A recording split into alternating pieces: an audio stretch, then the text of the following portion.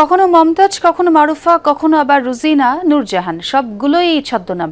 মিথ্যা পরিচয় গৃহকর্মী হিসেবে ঢুকে চেতনানাশক খাইয়ে সর্বস্ব লুট করাই ছিল তার কাজ। সম্প্রতি রাজধানীর উত্তরায় এক গৃহকর্ত্রী হত্যার ঘটনায় বিলকিস নামের ওই নারীকে গ্রেফতার করেছে পিবিআই। খরচ বাঁচে 65% পর্যন্ত। ওয়ালটন বিএলডিসি ফ্যান ছড়ায় স্বস্তির সবুজ হাওয়া।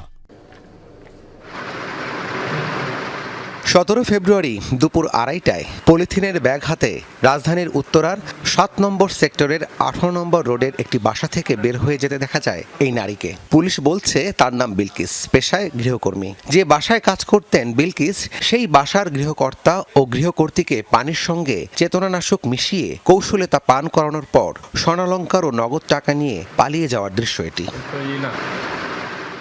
হাসপাতালে নেওয়ার পর চিকিৎসক গৃহকর্ত্রী আয়েশা আক্তারকে মৃত ঘোষণা করেন। মুমূর্ষু অবস্থায় তার স্বামীকে ভর্তি করা হয় আইসিইউতে। বাবাকে যখন কল করা হলো, তো বাবা রিসিভ করে খুব এলোমেলো কথা বলছিলেন।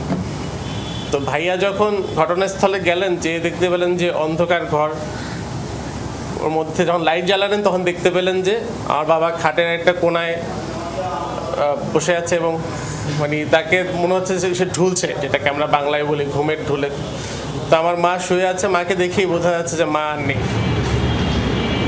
এই ঘটনায় মামলার পর police bureau of investigation PBI Mymensingh, Jamalpur ও গাজীপুরে অভিযান চালিয়ে 2 জনকে গ্রেফতার করে। একজন গৃহকর্মী, আরেকজন জুয়েলারি দোকানের মালিক। পুলিশ বলছে পেশাদার অপরাধী বিলকিস। বাড়ির কেয়ারটেকারের কাছে বলেছে মমতাজ, এবং ওই বাসায় ভিকটিমের পরিবারে সে তার নাম বলেছে মারুফা। 14 তারিখে নিয়োগের পরের দিনই ছোট ছেলে তার স্ত্রী সহ সে তার শ্বশুরবাড়িতে চলে যায়। বিলকিসের বিরুদ্ধে রাজধানীর বিভিন্ন থানায় 5টি মামলার তথ্য পেয়েছে পুলিশ। পরিচয় লুকিয়ে গৃহকর্মী পেশার আড়ালে চুরি করাই তার কাজ বলছে পিবিআই। আমরা যখন বিভিন্ন মামলা পর্যালোচনা করে এই সেম ধরনের যে মামলাগুলা ঢাকা সিটিতে, আমরা এই মামলাগুলো পর্যালোচনা করতে গিয়ে অনেকগুলো ছবি আসে। তার ভিতর সেই ছবিগুলা আমরা বাদীপক্ষকে দেখানোর পরে এক পর্যায়ে কিন্তু ভিকটিমের যে পুত্রবধূ সে চিৎকার করে বলে ওঠে যে এই মেয়েটাই তো আমাদের বাসায় আসছিল, এই মেয়েটাই তো আমাদের বাসায় এসেছিল। এ ধরনের ঘটনা হতে রক্ষা পেতে সবাইকে সতর্ক হওয়ার তাগিদ দিয়েছে পুলিশ। তাই গৃহকর্মী নিয়োগের আগে সঠিক তথ্য যাচাইয়ের পরামর্শ দেওয়া হয়েছে।